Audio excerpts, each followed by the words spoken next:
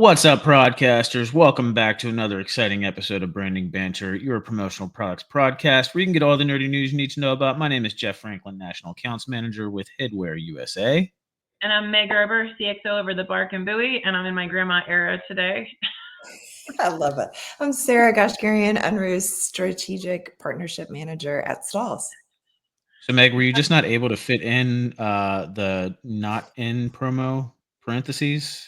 Person, yeah, it was just too many words. It was just, just like old school Twitter, there's a character limit?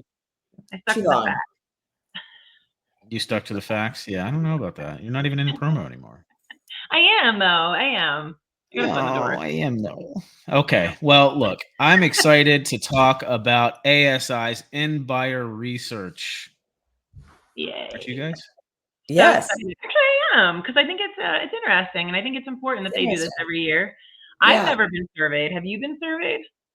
I have not. No. And I always wonder who it goes out to, if it goes out to like a blind group. Well, it is end buyer, so we wouldn't have had it before. Now that I think about that. Meg. Now that you're an end buyer, maybe you'll get the you can get included in this next year. Yeah. I'll tell Michelle. I'll tell Nate. Yeah. There you go. Maybe instead of like the women or men or the age groups, they'll go with grannies, and you can be in the granny infant pool. Or just cool people. Oh. There you go. Boom, boom. Population 1. You know what? There's a town on the other side of the lake that says, like, I can't pronounce the name of the town, but it's like Kokojo, and it says population not many on the side. Is it really? I love that. That's awesome. It's very cool. The dog that was runner up in our March Madness tournament was from there. I was really rooting for her too. So, but anyway. March Madness. Yeah, that was cool. That's what we did for the Bark and Buoy. I often think, like, what I want to, I don't know, live remote and just not all the people. I don't know. Yes. On the lake for sure. On the water, yes. I want water for sure from a retirement standpoint. I don't know if that's beach, meaning ocean, or lake, what it is. Mountains and lake. So funny enough, Jeff, Steven, and I did like a rapid fire question a couple years ago, and it was like beach or lake or whatever we said. And I remember beach or ocean or mountains. Like if you could only choose one for the rest of your life, which would you pick? Ocean. I think I said like mountains next to the water, and this was before I even thought about this place, like pre Moosehead Lake, and now here I am. I don't know if that's true, Meg. Yeah, because this was COVID. This was during COVID. For sure. But you had been looking for a place up there for like 3 years before you actually bought a place. True, but we didn't even go on vacation here until 21, and then like I didn't even come up and even start looking until Columbus Day of 21. So like, yeah. Okay. But yeah. So Sarah, you would pick ocean? Oh, 1,000%. Yeah, ocean. See, I used to be in that camp. Me too. Then I don't know, things have changed. Like I like the mountains and the remoteness of it all. Okay. I like the sound of the water. It's really like the waves crashing. Like that's just it. You can have a lake or ponds or streams and creeks, and you can still have the sound of water, even in the mountains. True. So I feel like mountains are colder typically, and I'm not a cold weather person. I'm a warm weather person, and so that's what would get me. It would have to be a lake in a warm place. Not here. Where I don't ever get cold, because otherwise you would never see me outside of my house. I will say though, I do get the sunset and the sunrise. As a matter of fact, yesterday I had such a beautiful sunset that I took my phone out there and put it on time lapse and like let it be out there for about 45 minutes. I went out there to get it and the phone died, so didn't catch it. And this morning I woke up at 5 o'clock to get this. It was so beautiful, and I was literally getting the sunrise. Took my phone out there, put it on time lapse. I went out there an hour later. The phone fell. So I'm like 0 for 2 on getting the sunrise of the sun. Time lapse. All right. Yeah. Try again tonight. Yeah. So, Sarah, I do've got to say, I'm a little disappointed, honestly. We've had the same background for way too many episodes now, Yeah. and Yeah. we You're not haven't traveling? been able to ask you where in the world is Sarah Honey, 'cause I'm just in Gushing. the same place So, now. So yeah, I haven't traveled very much recently. I've got a couple of trips coming up. I've got Chicago. I'm taking my mom for Mother's Day to Chicago. We're gonna go see Mel Robbins. I'm super excited about that. I don't know who listened that to that is. book on my Yeah, way up, and I still have about 6 more hours left to go, but I've been listening to her book on the whole way up, yeah. my drive of the day. I was like, "Man, I'm empowered. Let me go solve Who is something." So Mel Robbins? I know. I'm like, I can't believe that you don't know who she is. I Let feel Why like them should I she's know who like she the is? Oprah right now of like our time. Is Yeah. who she is, Oh, really. absolutely. That would explain Absolutely. why I don't know who she is. Yeah. She wrote a book, so 54321, I think was her first one, and then she wrote the Let Them Theory. So if you haven't heard anything about the Let Them Theory lately, like that's her. But she does a lot of motivational speaking and just powerful insight. If you know Jay Shetty, do you know Jay Shetty? Mhm. So monk, but he also does this in his from a male perspective. I feel like she's that on the women's side of Okay. so yeah. All right. Well, very empowering, and I Yep. think it's not just about let them, is which I thought it was before I read the book. It's like let them. Someone pisses you off, let them. Like they are annoying you, let them. But it's then you kind of like almost become a narcissist. So it's not really just let them. It's let them do that and let me do this. Like let Do me be this. okay. Let Like me focus on what's important, right? Like yeah, that's getting on my nerves, but whatever. I can change my perspective and let me go find something, whatever, right? So I think there's that second part which a lot of people miss unless you read the book or listened to it. But Jeff, you should listen Yeah. to it. You're still struggling with that part a little bit, aren't you, Meg? You've got the narcissist part way down, but that that second Let part there, them. you've got to tweak just a little bit. Let them. Let All them. right, folks. yeah. We are 7.5 minutes in. We should probably talk about our topic for the day. What's that again? No, I'm just kidding. The end buyer Uh, research for ASI, that the report that just came out, which was interesting because I have to be honest, I hadn't looked at it before. Us like, and they've done it in years past, but it just hasn't been something that I've gone to read leisurely even. But this is fantastic information for any distributors who are trying to figure out what products to present based upon age groups or who your vertical market is that you're looking to segment, or even if you've got some women into the mix. So it's really interesting. Some of the Yeah. products make a lot of sense, but some is like you can see what your favorite promo item is. Inflatable paddleboard. I don't know anybody who's ever been received an inflatable paddleboard. that was So yeah. That that was definitely something that stood out to me. I was like, how many people could honestly be surveyed for this to have that be one of the favorite items that pop up? I mean, how many people are literally saying, "I've received an inflatable paddleboard, and that was my favorite item that I've ever received." Who sells those in our industry? And I feel like it might be even the first one. I think it's a cool product that stood out. I It agree. is a It's cool not product. my favorite, but I would honestly, if I got an inflatable paddleboard, I'd be like, this is so dope. Like I would I take it know. out all the time in case anyone wants to send me one. Yeah. Yeah, I mean, yeah, no same. doubt, it's It's just like definitely a now that super you're at cool the lake item. people. Yeah, yeah. No doubt that it's definitely a super cool item, and I'm sure if somebody received this, this probably would be their favorite item. But I'm sure that's not a cheap item to give away as a promo item either.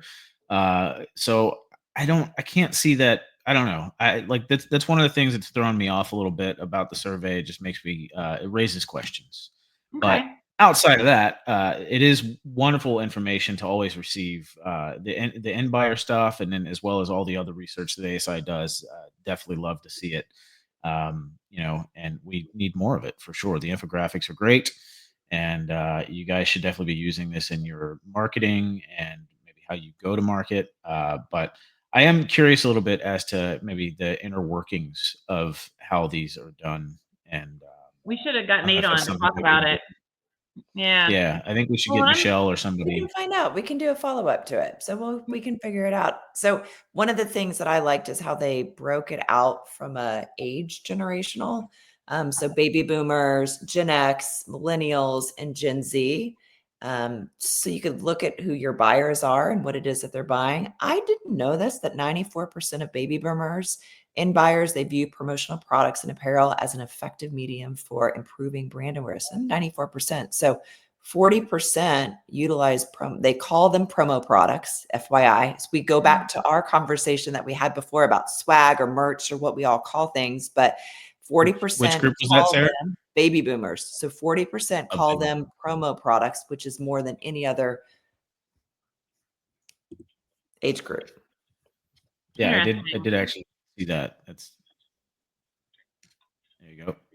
So, I mean, I was as a whole. As a whole, 40%. Yeah. So more than any other age group, which was interesting. We always say, like, what do you call this? Right. And so, like, promo product swag, I think Nick and I went around in Austin and we asked some people. And so it was interesting for the responses. That's right. But go back to that slide, Jeff, real quick, because I think that's a good one to kind of really start on too. Well, this wasn't the baby boomers one. This is just the main. Yeah. So scroll down just a little bit. So they call promotional products merch, swag, and freebies. So I love that. So scroll down to the next thing, favorite promo items. So we started there. So can we go through this very quickly before we get into the different age groups and talk about one? Because I'm going to tell you, every single one of these I have to agree with. I mean, we'll put the inflatable paddleboard away. Yes, we all know if we receive that, boom, that would be a game changer. Like, that is so cool. Oh, that's so cool. I agree. Different custom shoes. So I would say up until about maybe 5 years ago, these were not a thing in our industry, right? Stock 101 has done a. They were a thing. Hold on, they were a thing, but it was very limited, and it was typically golf. What's the name of the company? I can't remember the name, but you could get like custom golf shoes made like way back in the day when I was a distributor. It was like 20 years ago. But yeah, Sock 101, when they came in and started making like the custom shoes, absolutely they blew up and they're everywhere now. And that is an absolutely awesome product. Yeah, that and the Yeti tumbler are, in my opinion, probably the only two in here that actually belong here. Well, I Carhartt hoodie specifically. What's that? Carhartt hoodie, like it's very a Carhartt hoodie from a brand perspective. Yeah, which was interesting because I don't own one Carhartt hoodie. My kids do. I don't either. They love it. Really? Love it. It's a very big influencer brand. It's very big. So Carhartt hoodie is actually one of the best selling brands over at Sanmar, is Carhartt. So, and then the extra large mouse pad, you guys, you're missing the boat. I actually got this from Halo like 10 years ago, and I still have it. I've been using it, and I bring it with me to Maine. Like, I'm lit. So yes, absolutely, this is phenomenal. I can put everything on it. The carry-on duffel bag. Sarah, did you go to NALC last year? I forget. I didn't go last year. I was there the year before, so I skipped last year. But so last year they gave us a very nice leather bag with our initials engraved on it, and I'm like, this is beautiful, and I use it all the time. So that sustainable water bottle, hello. I mean, so every single one of these products on here, I have been a recipient of, and I'm constantly using them. They've been my favorite. So I honestly agree with this. I think this is a really good list. So I think it really depends on, again, demographics, age group, which we're going to get into. So maybe we can kind quality of is 100%. So as you talked about, I think a lot of like those favorite promo items are all quality items. So absolutely right. Well, yeah, and that's one of the things that's down here. Why do advertisers and marketing and buyers keep promo items? And quality is obviously the number one reason why people hang on to stuff. You know, and that goes against in hand with the whole brand fill thing that we've discussed 100%. And why sustainability is so important. And I remember going to a talk where Jeremy Lott was the speaker, and he had mentioned, you know, the most sustainable product you can make is something that people's going to keep, that somebody's going to keep. Yep.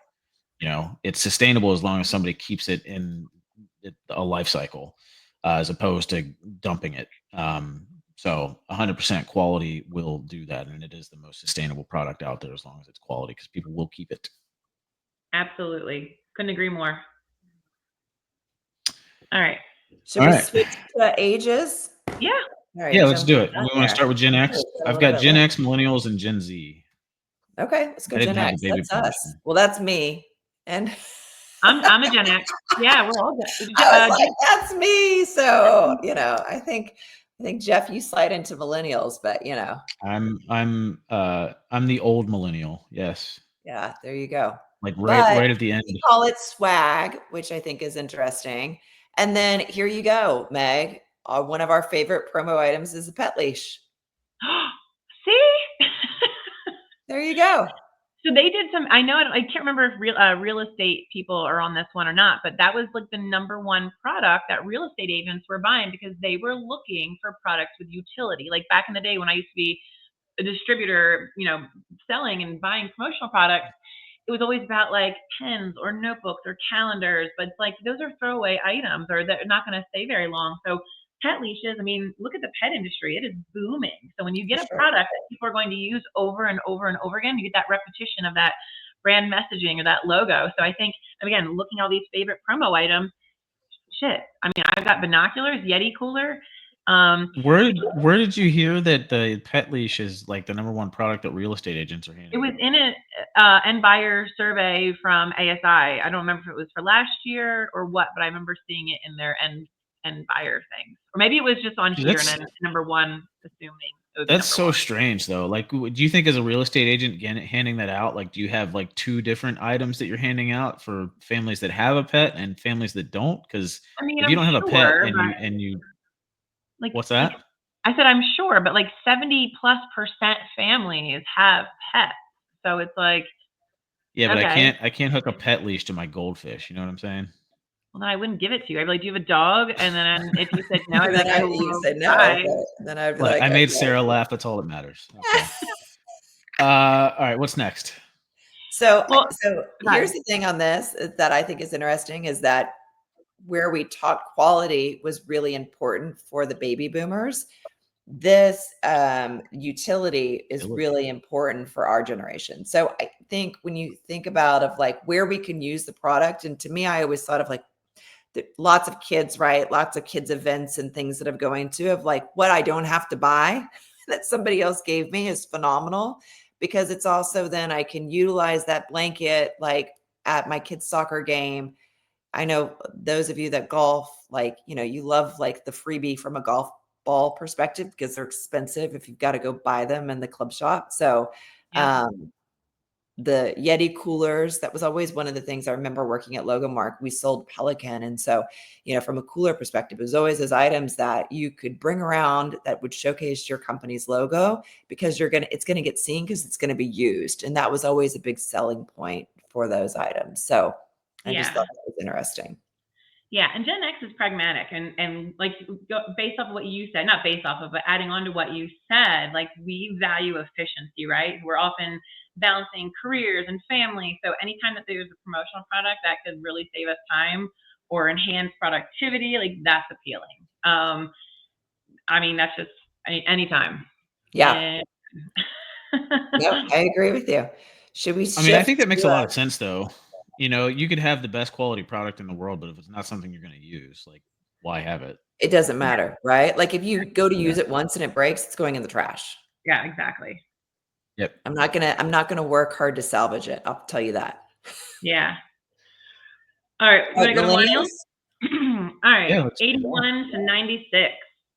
So here's a shift. They call it, so it's kind of balanced when you think about what they call the items. So between merch, promo products, and swag, there's not a big differentiator, which is interesting. Yeah, swag's a little cringe. I agree. Merch and promo products is better.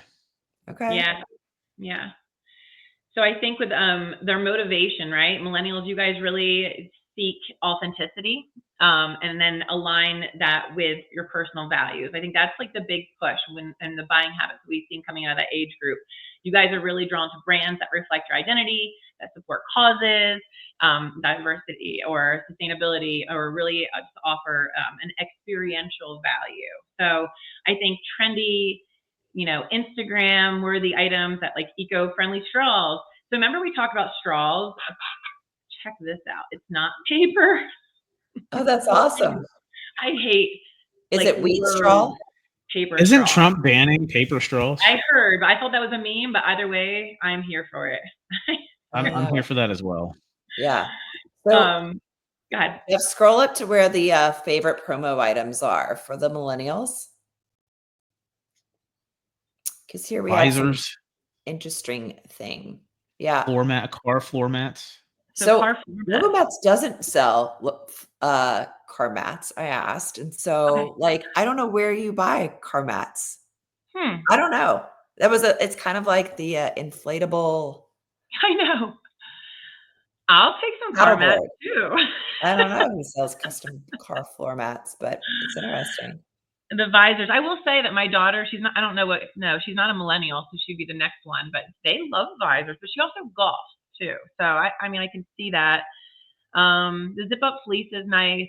I think I believe that's probably pretty popular. Jeff, I mean, this is your age group. Like, you into the pizza cutters? Like, if someone handed you a pizza cutter, you'd be like, dope. I'm so glad. I was into a pizza cutter when I was like 20, and I was like living on pizza and was, no, I mean, it's not something that would want or have been into in a long time. Like, I've grown up a little bit, I go and I buy a really nice pizza cutter, a really good quality one at a nice store.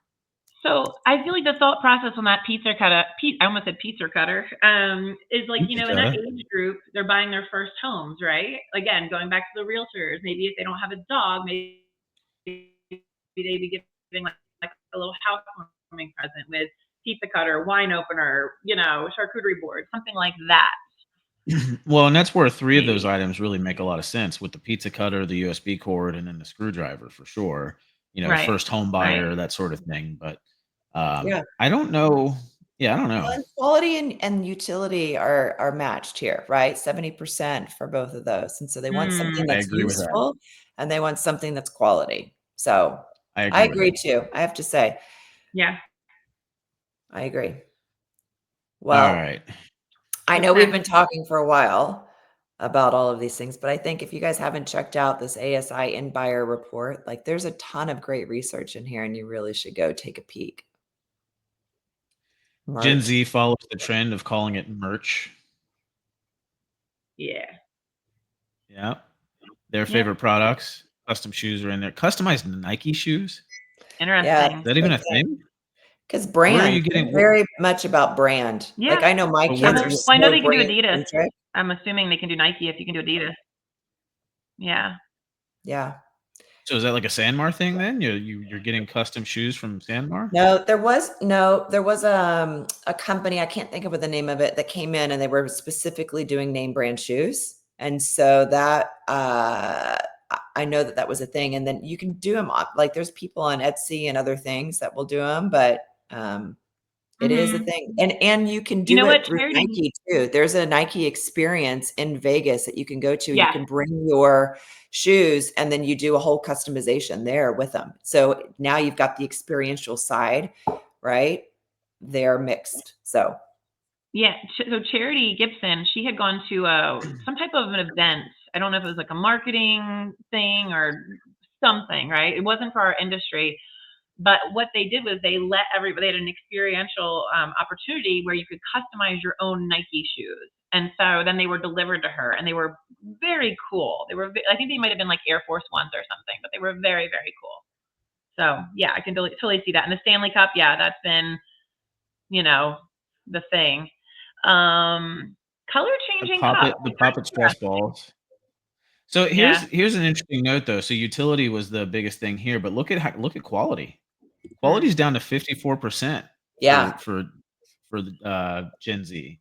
But the strange thing is that up here they apparently have the highest point of view for brand name.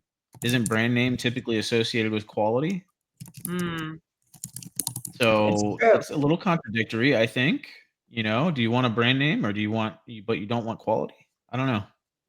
Yeah, it's probably about I wonder, like, they didn't have price in there either, right? Like, maybe like Gen Z, they're the younger people. They don't have a lot of money. Like, you think a lot of self-preservation comes in here. Yeah, they want the brands, but if mom and dad are going to pay for them. Well, they want a very expensive Stanley Cup. Somebody has a lot of Gen Zers. Hence, and they want very expensive her Hello Kitty Stanley Cup that my daughter bought her. So she was like, I bought her first Stanley. Right. What were you saying, Jeff? No, I was just saying you talked about price, but here they've got a very expensive Stanley Cup and a very expensive customized Nike shoe. Yeah, I'm because it's sure. still on mommy and daddy's dime. Yeah.